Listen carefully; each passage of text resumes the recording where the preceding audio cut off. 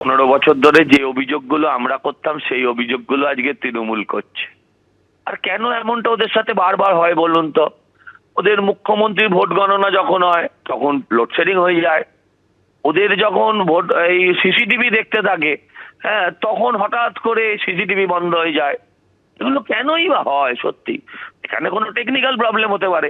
ওরা সেই সময় পারমিশন নিয়ে স্ট্রং রুমের সামনে পৌঁছতে পারতো, আবেদন করতে পারতো।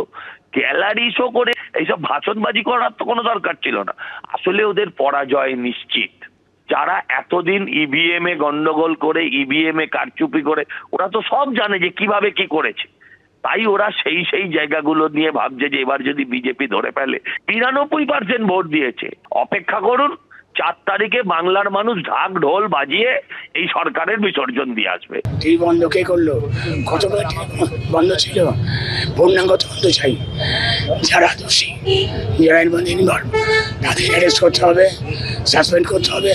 এবং আমরা পূর্ণাঙ্গ ফুটেজ দাবি করেছি। দেখি এর মধ্যে কি উঠে আসে। আমরা মনে করছি ষড়যন্ত্র আছে। আপনাদের কার্ড হোল্ডারদের ঢুকতে দেওয়া হচ্ছিল, সেটাই তো ব্যাপার। সেটা আমরা কমপ্লেন করেছি অলরেডি। অফিসারকে কমপ্লেন করেছি। আমরা বলেছি আজকের মধ্যে আমাদের পূর্ণাঙ্গ রিপোর্ট দিতে হবে। ঠিক কি বলা হচ্ছে দেখুন পরপর। বারাসাত গভর্নমেন্ট কলেজ এবং গভর্নমেন্ট হাই স্কুলে যে বাইরে সিসিটিভি ক্যামেরাগুলো আছে, হঠাৎ সেখানে 8:05 পরে 8:08 নাগাদ সেই গ্রুপে আমার কাছে একটা মেসেজ আছে। সে জানালো যে এটা বন্ধ আছে, এটা বন্ধ হয়ে গেছে 8:05 থেকে। দেন অ্যান্ড দেয়ার আমি সেটাকে অবজারভারকে জানাই, আরোকে জানাই, ডিএম কে জানাই, এবং আমি সঙ্গে সঙ্গে চলে আসি 8:30 নাগাদ। আর শুনলাম যে 8:22-23 ঠিক হয়ে গেছে, অর্থাৎ 17 থেকে 18 মিনিট ব্ল্যাক আউট ছিল। টিভি 24 ঘন্টা খোলা থাকে এবং সেখানে বিভিন্ন ক্যান্ডিডেটের রিপ্রেজেন্টেটিভরা তারা থাকবে। আমরা এখন এটা হলো কেন, ওরা কৈফিয়ত দিচ্ছে, ব্যাপারটা কি হলো। আর এবার যে খবরের দিকে নজর রাখবো, বারাসাত গভর্নমেন্ট কলেজের স্ট্রং রুমের সিসি ক্যামেরা বন্ধের অভিযোগ। আর এই অভিযোগ ঘিরে স্ট্রং রুমের বাইরে তুমুল উত্তেজনা।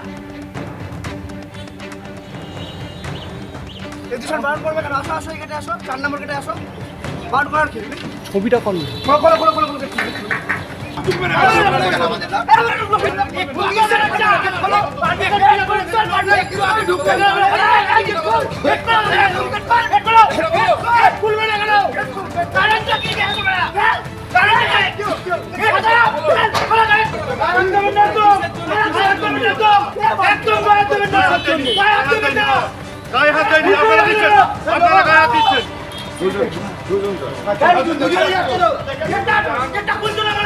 তৃণমূলের তরফ থেকে দাবি করা হয় যে 17 মিনিট বন্ধ ছিল সিসি ক্যামেরা এবং পুলিশকে ঘটনার তদন্তে নির্দেশ দিয়েছে নির্বাচন কমিশন। সমীরণ পাল আমাদের প্রতিনিধি রয়েছেন আমাদের সঙ্গে এই মুহূর্তে সরাসরি। সমীরণ, যে অভিযোগ উঠছে তারপর পুলিশকে ঘটনা তদন্তে নির্দেশও দিয়েছে নির্বাচন কমিশন, এই মুহূর্তে কি পরিস্থিতি?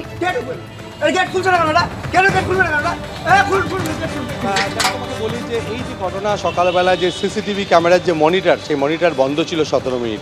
আর এই 17 মিনিট মনিটর বন্ধ হওয়ার পর খবর যায় জেলা প্রশাসনের কাছে। জেলা প্রশাসনের তরফ থেকে শীর্ষকর্তারা তারা বারাসাত গভর্নমেন্ট কলেজে আসে এবং এসে তারা পরিস্থিতি খতিয়ে দেখে। আমি এই মুহূর্তে ঘটনা কেন্দ্রের সামনে রয়েছি। ক্যামেরাম্যান শুভঙ্কর লাল তোমার ছবিটা দেখাচ্ছে যে কড়া নিরাপত্তার চাদরে মিলিয়ে ফেলা হয়েছে, কেন্দ্রীয় বাহিনী মোতায়েন করা হয়েছে সামনে। এবং এই যে গেট, এই গেটের সামনে উত্তেজনা তৈরি হয় এবং তৃণমূল কর্মীরা ভেতরে ঢোকার চেষ্টা করে, যেহেতু সিসিটিভি ক্যামেরার মনিটর বন্ধ হয়ে গেছে। এবং তারপরে একটা প্রশাসনের সঙ্গে একটা ধস্তাধস্তি হয় পুলিশের সঙ্গে।